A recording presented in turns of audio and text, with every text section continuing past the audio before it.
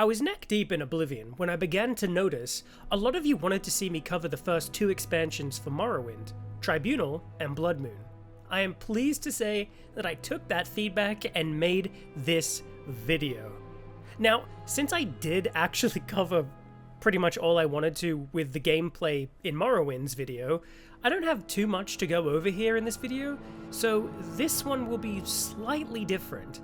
I'll be heavy on the story as I tell you my journey through the first 2 expansions, and at the end I'll talk about everything I may have encountered.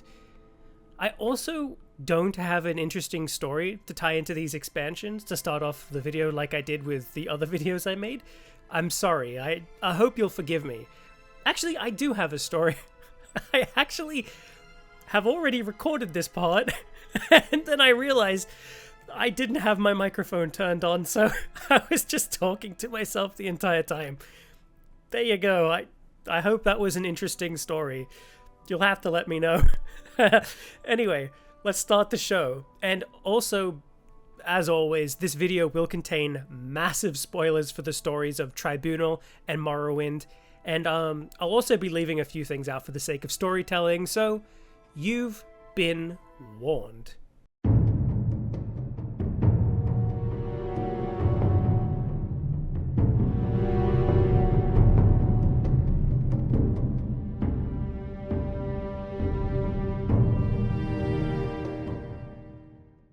So, you've started a new game of Morrowind. You wanted to get out there and see the world. You meet up with Fargoth, give him his stolen ring, and you're feeling on top of the world. But you aren't a social butterfly, and talking to Fargoth has left you drained. So you head on over to Balmora, you rent yourself a room, and you get some much needed shut-eye. However, as you peacefully slumber, dreaming of killing rats for the Fighters Guild, you shoot awake by the loud sound of a masked man calling you a fetcher. The man attacks you and leaves you with no choice but to defend yourself. As he lies dead on the ground after the battle, you search his body for clues. It would seem this man was an assassin for the Dark Brotherhood, and somebody wants you dead. What could all of this mean?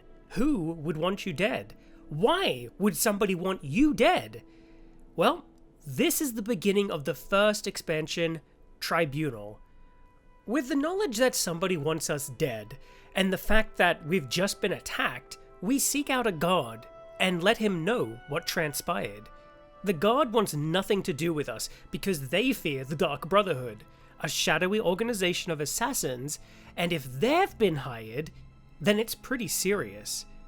The guard tells us that we should report this attack to somebody over in the city of Ebonheart. Ebonheart isn't very big, but impressive nonetheless, especially the dragon statue on the docks. It's here that we're told that if we wish to investigate the attack on us, we should head over to the capital city of Morrowind, Mournhold. Getting to Mournhold is simple enough, as we can just be teleported there via magic. Once we arrive in the city, we are greeted with its splendor. The city is split into 5 districts. First, the palace, home to the royal families, their court, and their offices, so to speak. It's the business district, more or less. The second is the plaza, which serves as the entrance to the city. It's big and open and wide, with a statue in the center, a very impressive statue. Third is the bazaar. How bizarre? How bizarre. Sorry. It's home to all the merchants and their stores here in Mournhold. Fourth is God's Reach. It's the wealthy part of the town, complete with a tavern. And finally, the Temple District, home to a massive temple dedicated to worshipping Almalexia. Who is Almalexia? She is one of the godlike beings who make up the Tribunal: Vivek, Sothasil, and Almalexia. However, we aren't here to take in the sights, sounds, and wonders of Mournhold. We're here to find out who sent the Dark Brotherhood after us. After a little bit of digging, we come across a man named Fendris in the temple who knew of my plight, but rather than help, sent me off to kill some goblins in the sewer. I figured I'd need to get on his good side first in order to gain his trust, and in turn, his help. So, I made my way down into the dirty, smelly sewers of Mournhold. The goblin army down there was no joke. They were tough as nails, but in time, I was able to kill their leaders. However, it was on my way back, when I must have taken a wrong turn somewhere, that I actually bumped in to the Dark Brotherhood's hideout. I went room to room, killing each member I found, until I found their leader. The fight between us was tough. Swords clanged together, magic zoomed, and health potions were drank like it was some sort of drinking contest. Eventually, their leader was dead, and on his corpse, I found a letter. The letter itself didn't offer me much in the way of help, but something strange did happen. The Dark Brotherhood questline stopped. That was it, no more, but I'll come back to that later. I returned to Fenris, who thanked me for killing the goblins, and then he sent me off to purify a shrine in the sewers, and then after that, get a special ring for Almalexia, which was in the sewers again. But Fenris at this point seemed a little confused why the goddess Almalexia would need a ring. A special ring, but a ring nonetheless. After we get the ring from a lich, we return to the temple and meet Almalexia for the first time. She thanks us and grants us a boon. Later that day, while we're out walking the city, the alarm is raised as strange monsters made of both flesh and machine attack the city. We dive into the fray and help the town guards fight back the beasts before returning to Fenris to tell him of the attack. After we inform him, we are then sent off to learn about a doomsday cult growing within the city of Mournhold. It would appear that this cult not only believes that the powers of the Tribunal are fading, but that someday soon the gates of oblivion will open up and Daedra will roam free about the world. Look, I'm a pretty open-minded person, and maybe I could see the power of the Tribunal fading, but the notion of Oblivion Gates opening up and bringing about the end of the world to me is just silly, and I couldn't take that man seriously. However, I did bring back the information to Almalexia, who wasn't happy to hear that the townspeople are beginning to think that her powers are failing. So, she sends me on a mission to create ash storms over the city with a weather machine, deep within some Dwemer ruins beneath the city. She believes that this will prove people wrong and show them just how much she does for the city. I started to wonder why she would do something so cruel to these people in her city, but I also wondered why she'd need to do it in the first place. Wasn't she a god? Couldn't she do it on her own? I started having doubts, but regardless, I did as I was told. I journeyed deep underground and had to use some explosives to clear some rubble, but eventually I made it to the weather machine. And I have to admit, I was very impressed that something like that not only existed, but it was still working. It was incredible. But sadly, I wasn't here to do good, but to do bad. And I had to set the weather machine to create the ash storm over the city. It was sad walking through the city on my way back to report to Almalexia. The people in the city didn't deserve this. Almalexia, however, was quite pleased with the results and told me that her gods would take care of that cult and their leader, but also confessed to me that her powers were indeed draining, but not gone. So she technically killed people who were right. Again, this started to make me question things, but I continued on. After 2 more quests, where I was tasked to kill a rogue guard and reform an ancient blade, I returned to Almalexia, who had some shocking news for me. It would seem Sothasil, the 3rd member of the Tribunal, has gone mad and betrayed the other members. He was the one who created those monsters that attacked the city earlier, and now it's up to us to stop him. Almalexia uses her powers to teleport us to Sothasil, and after battling our way through his hidden city, we come to the final door. Behind this door is Sothasil. Carefully, I opened the door, and nothing. Sothasil is more machine than man at this point, and he hangs motionless from his machines. But he's dead. And it would seem that not only is he dead, but he's been dead for a little while. So, we turn around and get ready to head back to report to Almalexia about this troubling news, when we're stopped, as Almalexia herself teleports into the room, blocking our exit. It would turn out she was the mad one all along. She was behind the attack. She killed Sothasil. She was the traitor.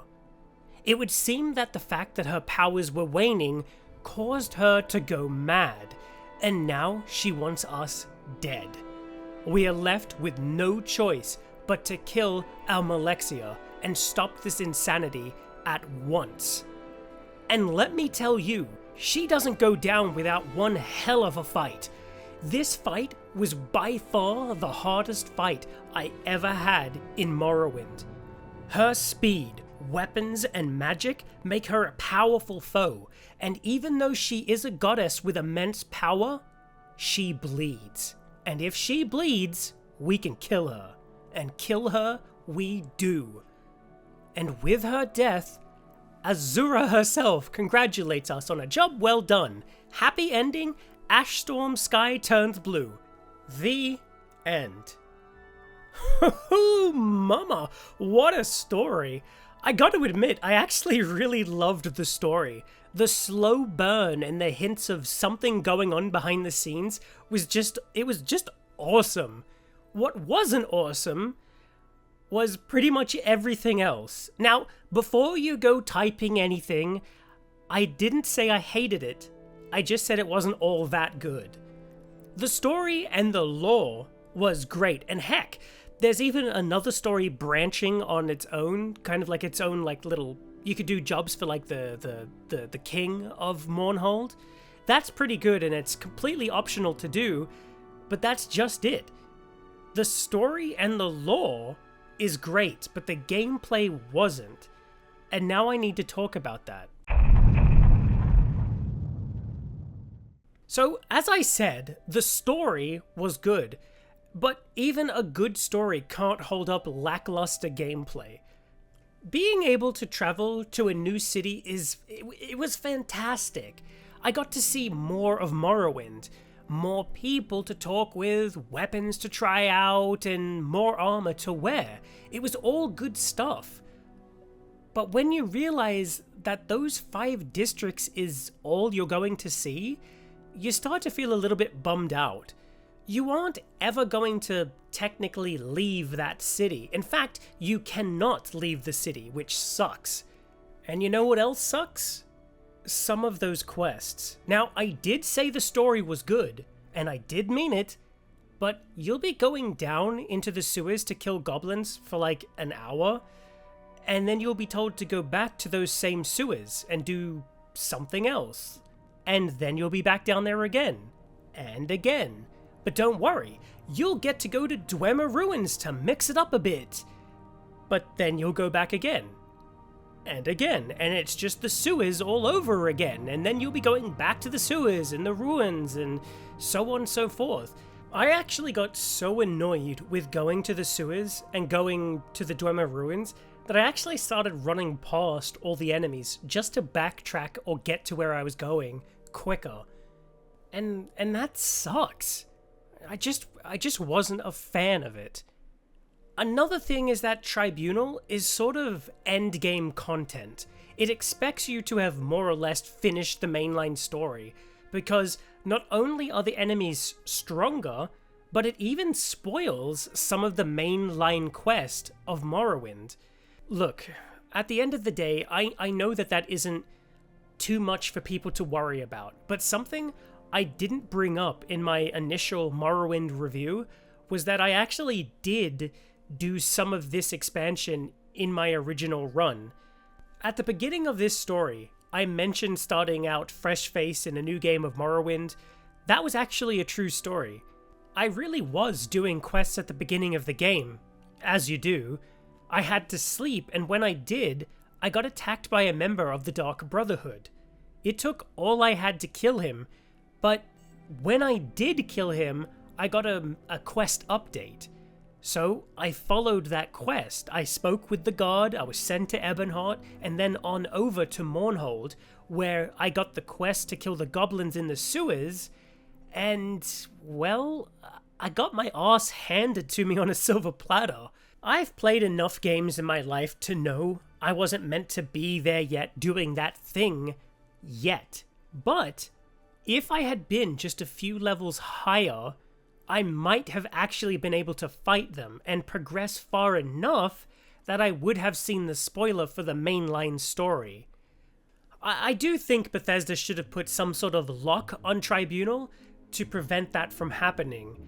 Actually, now that I bring it up, Bethesda actually did put a lock on, but only on the Xbox version of the Game of the Year edition, and it was like level, I think I saw it was level 6 or level 9 when you're able to do the Tribunal stuff. That's when you get attacked by the Dark Brotherhood member, which just kind of raises the question of why didn't they do that on the PC version? Look, maybe I'm overthinking all of this, and maybe it doesn't quite matter, but it matters to me. That's why I'm talking about it. I also had this problem with the Dark Brotherhood questline. I mentioned it a little bit earlier in the story, and also that the quest had branching storylines. Look, I don't want to spoil any of that for people who still want to play it, but the reason I never got to see where the Dark Brotherhood questline went is it's actually because my game broke there. I must have done something out of order or something, but after I got the letter from the Dark Brotherhood boss when I killed him, I was actually supposed to get a quest update there, but I didn't. I was actually really confused that I went to like the unofficial wiki, and then I learned who actually sent the Dark Brotherhood after me. It was spoiled for me there, but that's when I learned about the whole branching story that was completely optional. That aside, there was actually, the quest was supposed to trigger more of the story, but it for some reason it just didn't. And the story, even though I knew who I was supposed to talk with, when I did go to talk to that person, they just acted like nothing was going on. So I think that the quest either bugged out, or maybe I triggered something out of order or something. I still wanted to bring this up just in case it is a bug, so you can be aware of that, okay? So there you go. But the very last thing I wanted to bring up for Tribunal was the NPCs and the buildings. I can't think of any moment when I was playing Morrowind that I got stuck by an NPC. I know it can happen from time to time. In fact, I have a memory of it happening when I first played the game on Xbox. But again, this wasn't an issue for me when I played Morrowind for the first time here for these videos. But by the 9 was it a problem here, I tell you. I'd go to chat to somebody and a guard would walk down the staircase and just block my way forward. I couldn't hop, skip, or jump around him, and I couldn't force my way through, and heck, even waiting in or out of the building wouldn't help it. It was such a pain in the butt, but thankfully I was able to not resort to using console commands to get by. Not yet, anyway. Again, I know that this was a problem in Morrowind, and maybe you're watching this with a smile on your face saying, Lycan, you sweet summer swit, you. But I have to stress that, again, it wasn't a problem for me before. It was just a problem in this expansion. Anyway, to sum everything up for you, I know this has been kind of rambly, but to sum it all up, Tribunal had a great story, but the rest was bare bones. And the more I played, the less I enjoyed. Had I actually bought the expansion when it first released, I would have been let down. But actually, that brings me to a question. Did you play it back then? And how did you feel about Tribunal? I'm really curious to hear what your thoughts are on Tribunal. Anyway, up next is Bloodmoon. While out exploring Morrowind, you may hear the locals talk about Solstheim. Asking them about it will inform you that there is a fort there, and that we're actually able to go and visit. So, after booking passage on a boat, we arrive on the island of Solstheim. The first thing to greet us is the big fort in our way. Going in and exploring and talking with the guards, we are quickly told to make our way to the captain of this fort, Captain Carius. Speaking with the captain, we learn that the fort has a pretty low morale.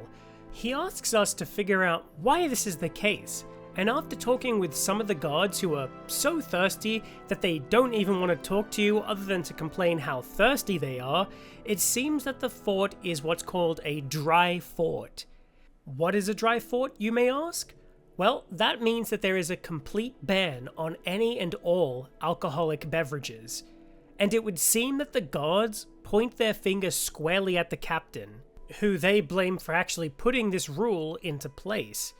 But when we give this news to the captain, he seems confused. Sure, he knew about the fort being dry, but he never banned the alcohol. Not that it would matter, since it would appear that it actually hasn't been shipped to the fort at all lately. Eventually, after doing a little bit of sniffing around, we find the alcoholic beverages hidden in the desk of a priest here in the fort. And after confronting the man, he confesses to hiding all of the shipments here in hope. He actually hopes he was going to start a rebellion in the fort so he could be sent home. The man hated being posted here on this island so much that he actually tried to start a rebellion. I mean, wow. I when I heard this news, I genuinely wondered how many people would have actually been killed just so he could go home. Either way, we turn his butt right into the captain and get a new mission. We're sent off to track down a group of smugglers who would appear to be stealing weapons from the fort. And we're actually given a companion here to help us with the smugglers, which is, I mean, that's just cool. And it doesn't take us too long to track them down. Well, actually it did. They said it was in the northeast, so I went to the northeast and I searched around for like half an hour before I actually realized that the place I was supposed to go to was literally right next to the fort. It was more to the east than it was northeast. Anyway, the point is, I eventually found their hideout. And I kinda wish I didn't, because all the weapons they had paralyzed me. And I was just not prepared for any of that, and it made the whole thing painful, and also, my companion died. Rest in peace, baby. Oh, I'm sorry. She was paralyzed to death.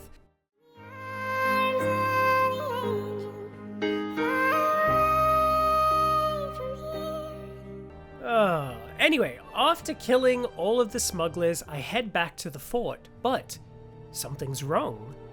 The fort has come under attack, and the captain has been taken in the assault. After a little digging around, we learned that the assault on the fort was actually carried out by some werewolves. And as we all know, werewolves are the most powerful of all the wolves, actually being able to bring down the fort walls. Majestic, powerful, and always on Team Jacob. Werewolves. Wait, was it Team Jacob? Was Jacob the werewolf, or was that Timothy? Was it Timothy? Wait, was that even his name? Hey, hang on a second. Hey, just give me 2 seconds here. Hold on.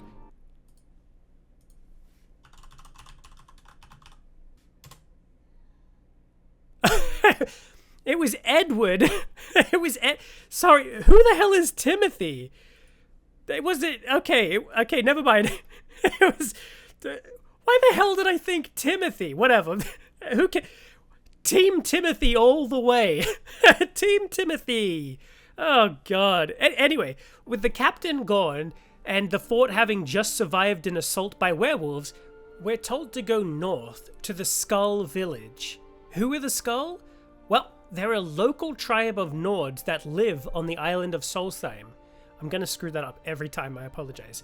Anyway, they believe in being one with nature, and it's believed that if anybody on the island might know what's going on, it might be them. We are also to return a skull of their ancestors that may or may not have been found and taken from a crypt by one of the people in the fort, perhaps, maybe. I'm not blaming anybody, just saying it may have been accidentally knocked off of a crypt and into a pocket and taken back to the fort and put on display.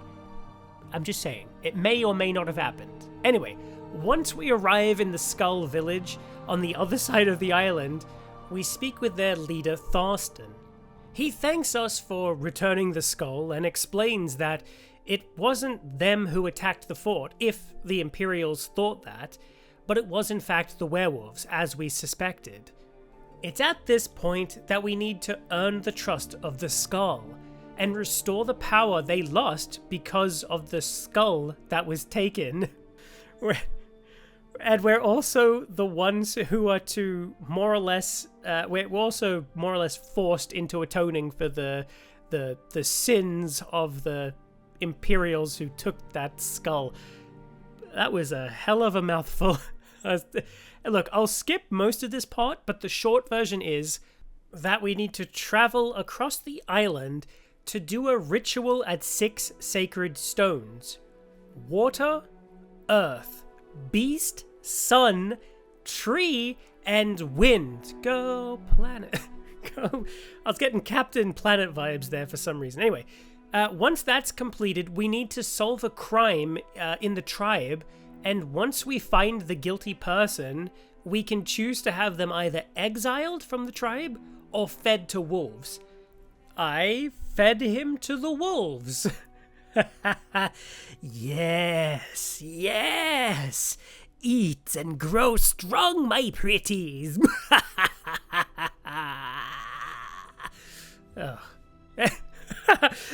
Next, we need to figure out why there is a pillar of fire rising out of a frozen lake, and then finally to defend the town against a werewolf attack.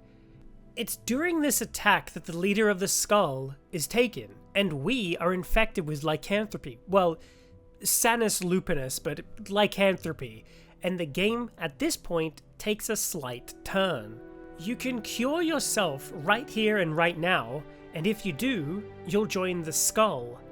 If you don't, and choose to become a werewolf, well, you become a werewolf, and the quest changes. I, of course, picked being a werewolf because, of course, and after transforming and going on a slight rampage, the Daedric Prince Hircine will give you a quest. He has 3 quests for us to do. The first is to kill some of the Skull who are trying to obtain an item. The second is to stop the Skull from completing a ritual. And the third is to stop a rebellion at actually a really cool looking ice castle. And now the hunt begins. Hircine, well, I don't want to say he tricks you, but he pretty much forces you to take place in his hunt. In this hunt, he places you in a maze-like structure where it's every man, frost troll thing, and wolf for themselves. And only one can survive. And it was me. Spoiler alert, it was me. I survived. Not the first time, though, and not the second time or the third time. Look, Hircine's hunt is without a doubt the hardest thing you will ever do in Morrowind.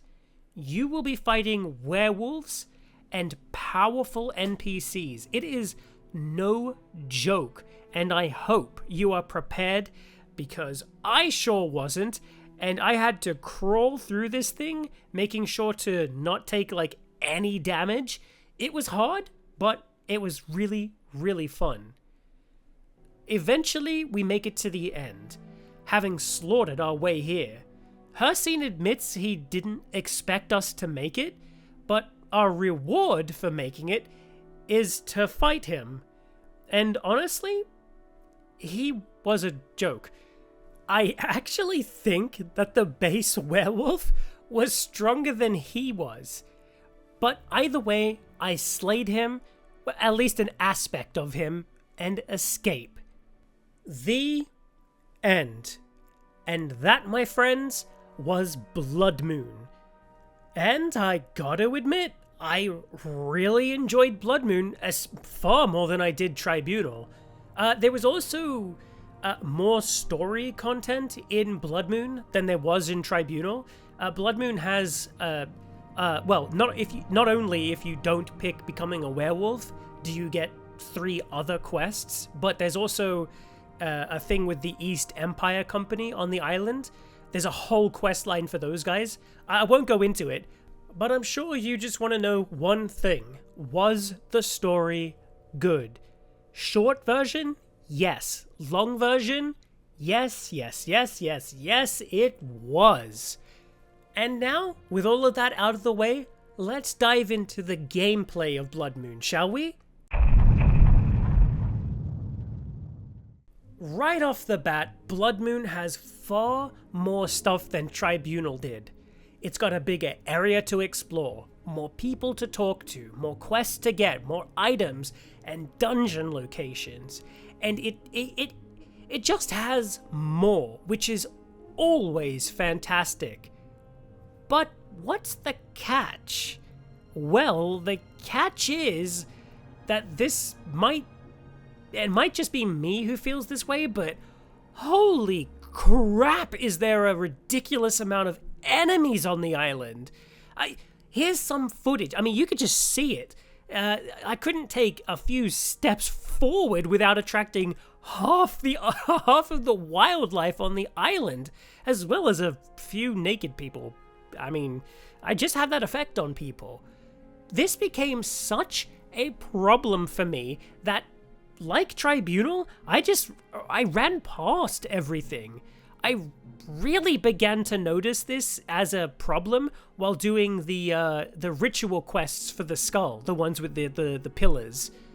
In that mission, you're pretty much traveling all over the island, and my god, the amount of fighting. Does it ruin Bloodmoon? No, not really, but I could see it totally being an issue for some people. But what are some of the good things, I hear you cry? Well, let's start with those creatures in Bloodmoon. Alright, here we go. Are you ready? You've got bone wolves, draugr, bears, wolves, boars, reeklings who ride on boars, and so on and so on.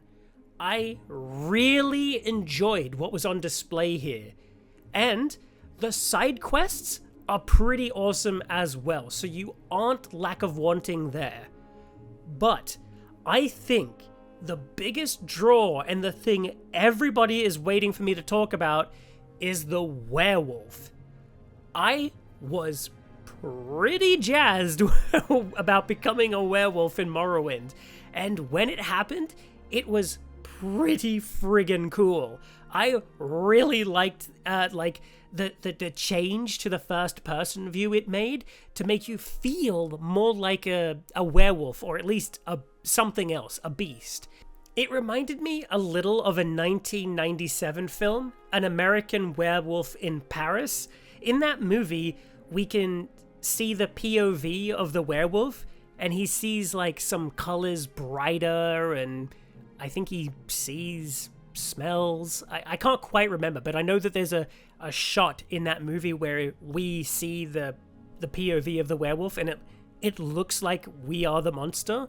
The introduction to a game does it as well. Discworld Noir does that. It's in the very like beginning introduction cutscene. It does something like that as well, where we're like the point of view of the werewolf. It's just so cool. The point I'm trying to make here is that I really like how they gave the werewolf its own feel. I really think games don't do stuff like this often enough. The werewolf has lots of fun little things you can do. Like, if you run with your claws out to attack, then the camera shifts a little higher because you're technically standing on your hind legs. But if you holster your paws, for lack of a better term, the camera shifts lower, and when you run, you're running faster because you're on all fours this time. I think that it's friggin' awesome. To me, that little attention to detail is just, it's just great. Another fantastic upside to being a werewolf is that you become so much better at playing basketball, and you become really popular in school as well. I had to get that reference in there. I've been holding so many werewolf references back this entire time. I'm sorry, I'll continue. The downside to being a werewolf is you cannot loot, open chests, drink potions, especially talk to people. You can't actually control when you become a werewolf as well. I think it's only when it goes nighttime, you just turn into one. And when you do turn into one, you'll have a bloodlust. And if you don't, what that basically means is if you don't kill an NPC, any will do, you'll suffer debuffs when you transform back into a human. So that's a pretty big downside. Another one is, at least for me, was I became totally unable to talk to anybody all over the world. Like it's like they knew I was a werewolf, and I was just attacked on sight. I looked into it, and it seems like this was either caused by killing a non-enemy type of NPC or transforming in or out of the werewolf in front of an NPC. I didn't do either one of these things, so I think it must have been some bug, and the only way to stop it was to go into the console commands and type in, like, make sure everybody forgets I'm a werewolf or whatever. Essentially, that's what you have to type in. But like I said, I did go, like, I teleported to, like, anywhere, and all NPCs just attacked me on sight.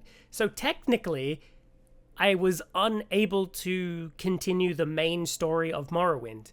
So if that happens to you, especially on console, you could be kind of screwed over. So not only is that a big drawback to being a werewolf, but it's something to be a werewolf. a werewolf. It's something to be aware of. So there you go. Just putting that out there. Now, there is a lot to like about being a werewolf, but there are far more downsides than it's actually worth. So there you go. It's good, but it's bad. I liked it, but it's not worth it. So there you go. The last thing I'll go over here is, remember how I got annoyed earlier with the NPCs blocking my path? How all the hallways seemed small? Bloodmoon had this problem as well. Again, I am fully aware that this is most likely just a game-wide thing, but still, it actually got so bad for me at points that I actually had to use the reset actor console command multiple times. Guards would just stop in mid-patrol for some reason. Seriously, they'd be halfway down the staircase and I had to go up and they would just never move. Like, they literally stopped. Like, their AI just, Windows XP shut down sound. You know what I mean? Like, it just... They just stopped, and it made me go crazy. But with that, I will wrap up Bloodmoon. So it's on over to my final thoughts.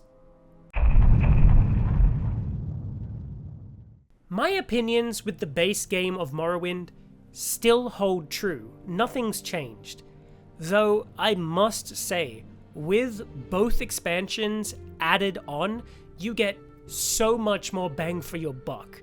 A fantastic game that creates amazing memories is priceless.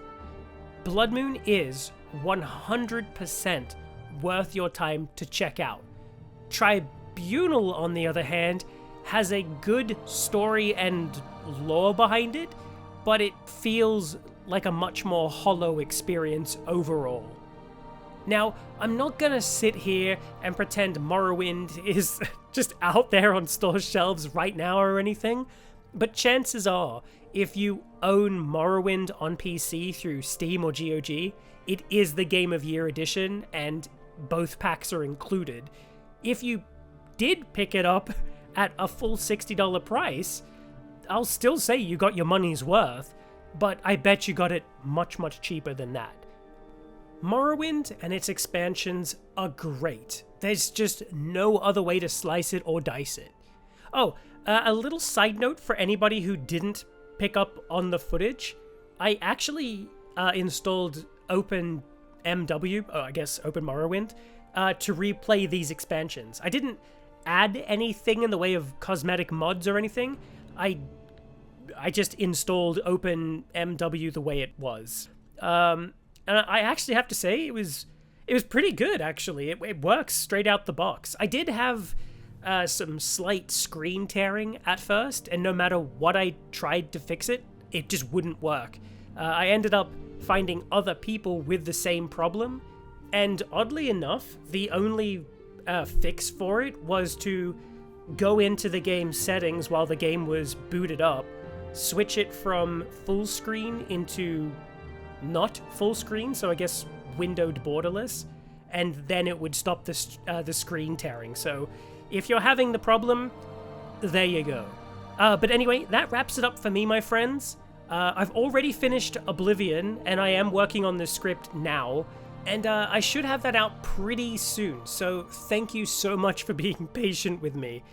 I'll also say this, on a completely serious note, that all the amazing comments from you all on Arena, Daggerfall, and Morrowind are just beyond incredible. I'm sure somebody could just type down that I'm a smelly poo-poo head, but so far, lots of you are just saying that my body odor is quite nice, and my head and hair is also quite nice. So, thank you for all of that. But jokes aside, I really do mean it. Thank you so much. And also, Team Timothy is the best team, and you can't change my mind. Okay, bye!